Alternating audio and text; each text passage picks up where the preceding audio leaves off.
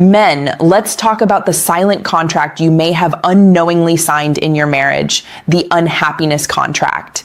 This is the agreement, often unspoken, that if you just sacrifice enough, if you bend your values, give up your comfort, or endure enough stress, you can somehow, finally, make your wife happy.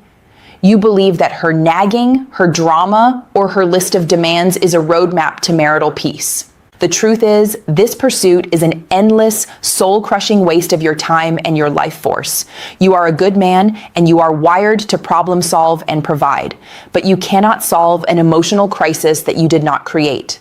The demands on this list aren't about practical needs. They are about coercing you into believing that you are the solution to her internal unhappiness. Every time you agree to one of these items against your better judgment, you are signing away a piece of your dignity, your financial security, and your mental health. I've seen countless men over the last 5 years destroy their peace, chasing this phantom of female happiness. Today, we are retiring this list. If you've ever felt pressured to do something you know is wrong just to get a moment of peace, hit that like button now. Tell me in the comments, where are you watching from? And please subscribe to secure your place in this community focused on male vitality. The myth is that your wife's unhappiness is a puzzle you can solve through sufficient effort, money, or sacrifice. The health critical truth is this: unhappy people cannot be made happy by external factors, and there is nothing you can do to fill the emptiness she carries within her. She didn't get the wrong husband. She is a woman who, to some degree, carries an internal dissatisfaction. This is an internal problem that she must fix through personal accountability. When she coerces you into making these sacrifices, she is implying that you are the impediment to her happiness. She may not say it, but the pressure implies if you would just do this one thing, the problem would be solved. Biologically, when you agree to these demands against your internal conviction, you create cognitive dissonance, internal conflict. This stress elevates your cortisol and erodes your sense of masculine control, lowering testosterone, making you feel emasculated and degraded, ultimately accelerating biological aging. Practically, the moment you fulfill demand number 1, demand number 2 is already on the list. The good man must retire from the job of wife happiness manager. Retention hook. Before we dive into the list, I want you to think about what you have already done, believing it would finally bring peace. Share it in the comments. Let's see how common this trap is.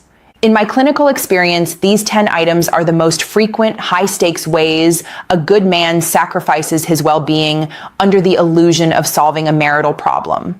I want to be clear.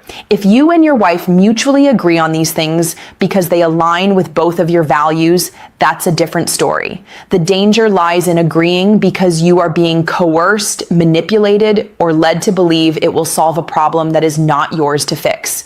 We must treat these demands as red flags that signal a deeper problem. Your wife is deeply unhappy with herself.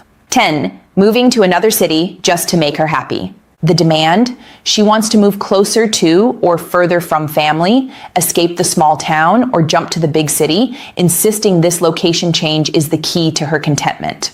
Biologically, constant, unnecessary upheaval creates chronic adrenaline stress.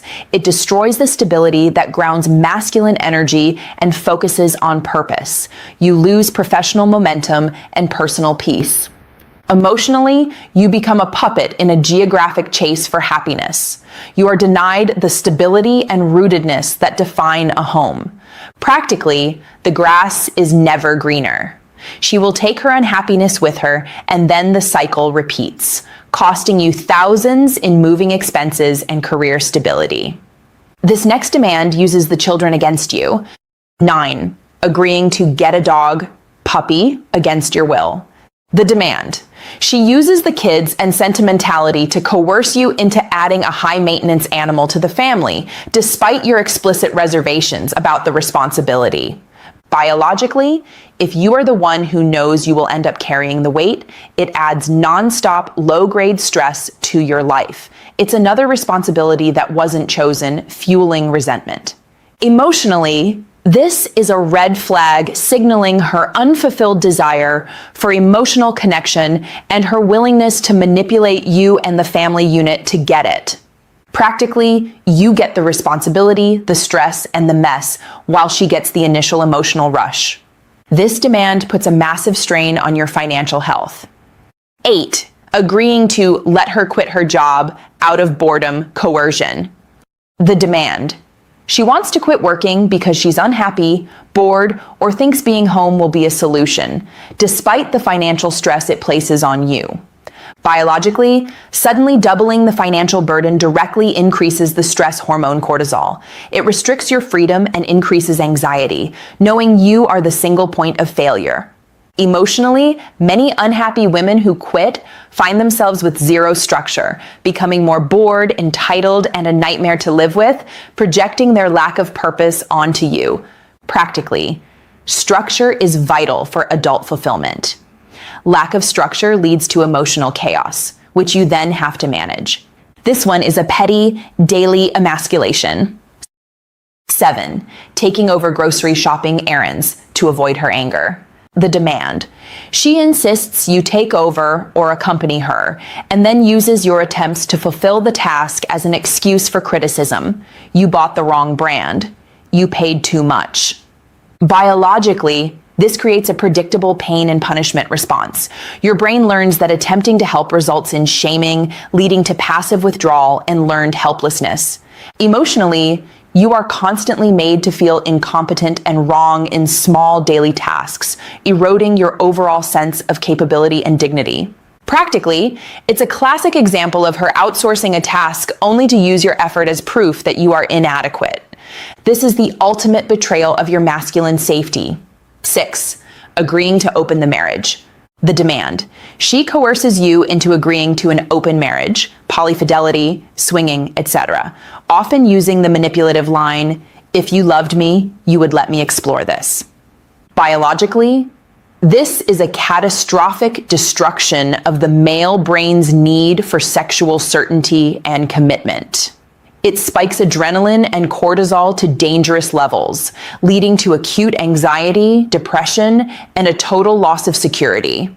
Emotionally, you will feel crushed, devastated, and completely betrayed. A good man cares enough about his wife that he will sacrifice his core emotional needs for her happiness, but this leads to his total psychological destruction. Practically, this is a direct pathway to divorce and is a non-starter for preserving the good man's sanity. Never agree to this. This demand uses your body as a bargaining chip. 5. Agreeing to a vasectomy under coercion. The demand. She insists you take responsibility for permanent birth control, shaming you with claims of her difficult births or previous procedures. Biologically, being coerced into a procedure, especially one that impacts fertility, can feel like a violation of bodily autonomy, triggering profound psychological resentment and emasculation. Emotionally, it is a power play where she forces you to bear the physical risk and decision without mutual, willing agreement, proving she prioritizes her comfort over your autonomy. Practically, the resentment will simmer, and the procedure will not solve the deeper problems in the marriage. The next two demands are classic distractions from life. 4. Agreeing to have another baby. The demand. She suddenly wants a third child or a child after previously agreeing not to have any, thinking a new baby will fix the emptiness or complete the family. Biologically, having a baby is a massive stressor. Agreeing to it under duress, knowing it's a distraction from real problems, increases anxiety over the long term, both financial and practical. Emotionally, a baby is used as an emotional band-aid. The rush of new baby energy fades quickly, and the underlying marital issues return, now compounded by more stress. Practically, you are multiplying the problem, not solving it. 3. Agreeing to constant remodeling projects. The demand. She constantly initiates new, expensive, high-stress remodeling projects, often starting the next before the last is finished, with no regard for your time or the family budget. Biologically, constant chaos, noise, financial strain, and lack of completion are huge sources of chronic stress. This keeps you in an agitated state, burning through your reserve energy. Emotionally, this is a classic distraction technique where she focuses obsessively on fixing the outside, the house, so she doesn't have to deal with the chaos on the inside. Practically, you feel taken for granted. Your time, energy, and money are sacrificed for her temporary cosmetic fix. This demand is a direct attack on your masculine decompression. 2. Agreeing to stop cutback drinking, responsible use. The demand, she nags you to cut back on your responsible, normal drinking, a glass of wine, 2 beers after work, projecting her issues or need for control onto your responsible habit. Biologically, you lose a small, healthy release valve for stress. More importantly, agreeing to give up a responsible pleasure under duress is an act of submission, further eroding your dignity. Emotionally, you are being told that your habits, even reasonable ones, are immature or problematic, reinforcing the belief that you are always wrong. Practically, if your drinking is responsible, her demand is purely about control. Do not cede ground on responsible, chosen pleasure. 1. Agreeing to go to counseling because she says you're the problem. The demand. She insists you go to individual or couples counseling because your trauma, your childhood, or your defects are the reason the marriage is unhappy. Biologically, being forced into a therapeutic setting under the premise that you are weak or broken causes shame and degradation. This can spike anxiety and cause you to withdraw further. Emotionally, she is using counseling as a weapon to validate her psychoanalysis of you. A good man is typically adjusted and a problem solver. Being labeled broken is deeply emasculating. Practically, retire from being psychoanalyzed. If you go, ensure it is to set boundaries and gain tools for yourself, not to fix her emptiness. Men, you must retire from the job of managing her happiness. Your mission now is to manage your own peace and dignity. 1. The core refusal, state the truth respectfully. The plan. When a coercive demand from this list is presented, state your refusal and the reason, dignity, finance, values, and do not argue the details. What to say. Calm, but final. I hear you want to move, but I am not sacrificing my career or our stability to chase happiness. I am not agreeing to that. Or, I am not agreeing to a remodeling project right now. Our finances and my energy need stability. The goal. You interrupt the cycle of coercion. You communicate that you are leading based on strong principles, not emotional manipulation. 2. The retirement vow. Invest in internal strength. The plan. Redirect the massive energy you once spent managing her demands into areas that make you feel strong, capable, and purposeful. What to commit to. Focus on intense physical strength training to boost testosterone and confidence. Double down on your career or a meaningful hobby. Cultivate peace in your own time and space. The emotional impact. You become a man who is internally fulfilled. When you are complete, her demands lose their power over you. 3. The power check. If you do it for you. The plan. If you choose to do something on this list, like a chore or a compromise, do it because it aligns with your value system. E.g., I value a clean home, not because you think it will lead to her happiness. The rule. You are not doing it to solve a problem or earn a reward. You are doing it because you are a capable man who chooses to. You are not responsible for the burden of making another human being happy. The pain you feel is a sign that you are a good man who was trying too hard to solve a problem that wasn't yours. Retire from the chaos, embrace your stability.